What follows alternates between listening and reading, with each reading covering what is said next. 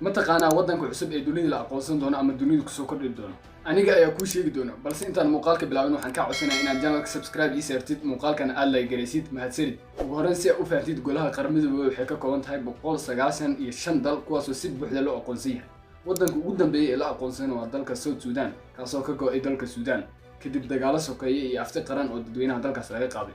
waddanka xiga ee dunida la aqoonsan doono waa waddanka loo yaqaan